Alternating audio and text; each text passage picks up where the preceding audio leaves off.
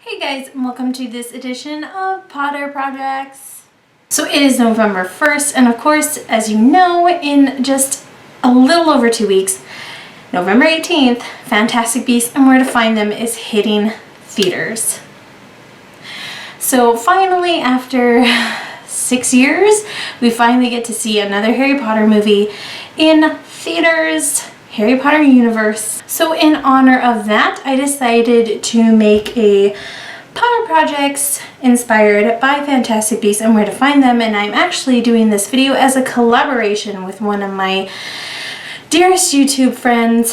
He's got his own channel. His name is Zayn Taylor, and you need to check out his channel because he is going to be showing you how to make Queenie Goldstein's wand. He's doing his own DIY on how to make her wand, and as Zayn's dear friend and fellow YouTuber, he came up with the great idea that we would make both sisters' wands together. So therefore I present to you Queenie Goldstein's wand. I'm going to show you how to make this Queenie Goldstein wand. It's almost more of an inspired by Queenie Goldstein's wand because I was not 100% satisfied with how my clay work on this wand came out, but overall I think it turned out pretty good. I'm going to be carrying it with me to the premiere of Fantastic Beasts and Where to Find Them in just 18 short days, and I'm just so excited. So for this Potter project, you're going to need some seashells. Now I found this one at Hobby Lobby and it was really nice and cheap and it had so many shells, and a glue gun, scissors, glue, black paint, some white paint. I did this antique white, and some gold paint. A piece of paper, you can use just regular printer paper, some tape, some air dry clay, some regular modeling clay, paint brushes, a number 2 pencil, a Sharpie or black marker, and I always finish off all my wands with Mod Podge acrylic sealer. So you're going to take your pencil, your piece of paper, and a piece of tape, and you're just going to tape that edge down onto your pencil, and then just roll your pencil up into that piece of paper.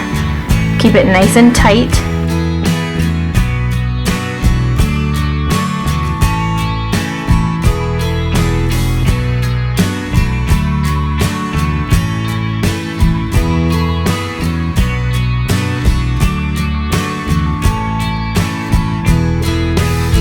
And then once you get to the end, just take another small piece of tape and tape down that other corner.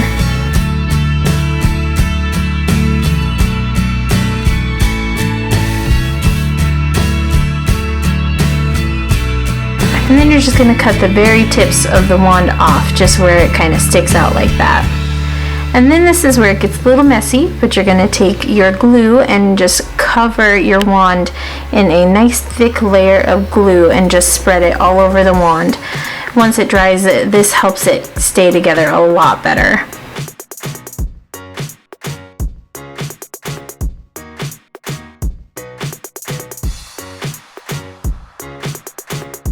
And let that dry.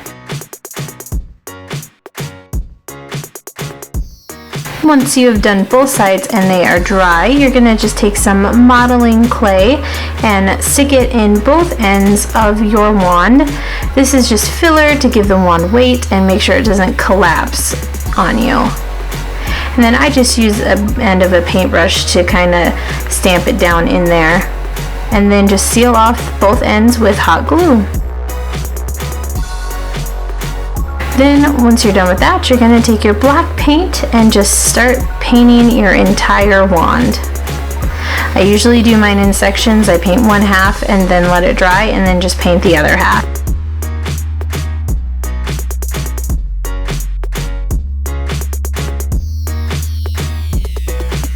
And then once that is all painted, I'm going to take my acrylic sealer and give it a nice coats. You can do as many coats as you want. I usually only do one with mine, but whenever I get done with a wand, I always spray it with acrylic sealer because it helps it not to chip the paint or smudge it, or it just keeps it looking really nice.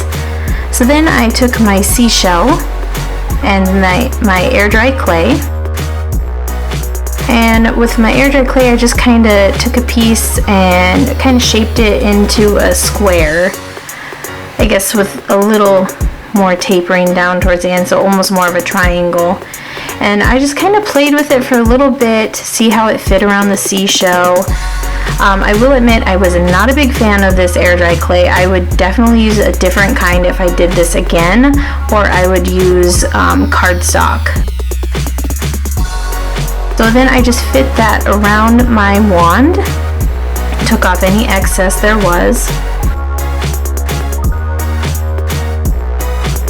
I used hot glue to fill in that space between the shell, the wand, and the air dry clay.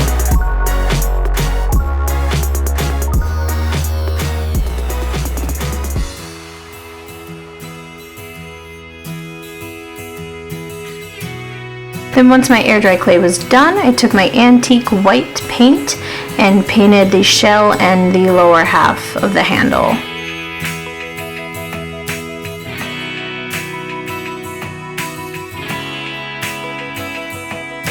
And then once that was dry, I took a small square of air dry clay and kind of shaped it into this piece that goes on the handle where it just kind of has a steeple at the top. And then I just fit that right here in the center, kind of where the handle meets the black part of the wand. And then I just glued that on.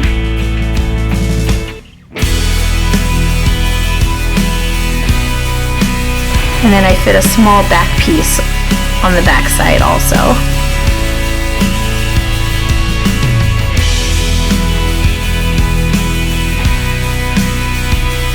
Now once that clay had dried, I took my gold paint, I used the gold enamel paint, and painted that little piece all gold.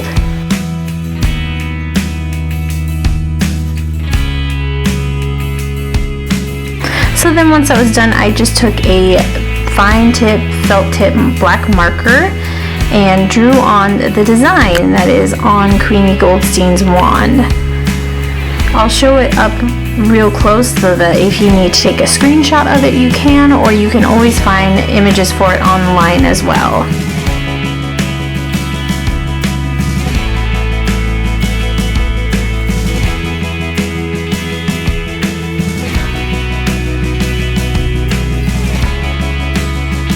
And then once I had the design, I just darkened in the lines. And there you have your very own Queenie Goldstein wand.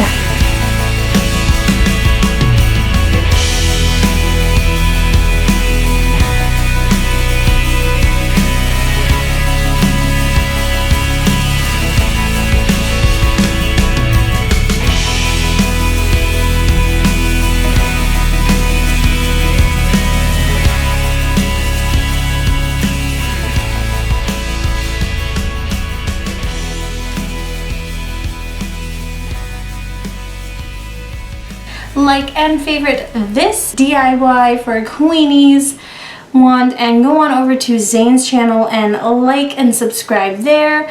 And I hope you enjoy this little collaboration between the two of us. I'm really glad he suggested it because I think it was a cool way to start off November for Potter projects.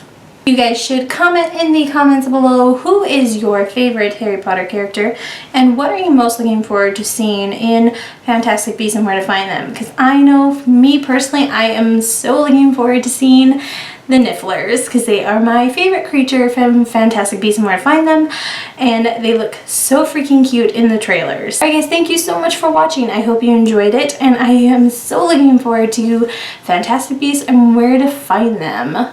I love you guys, and I will see you later. Diffindo.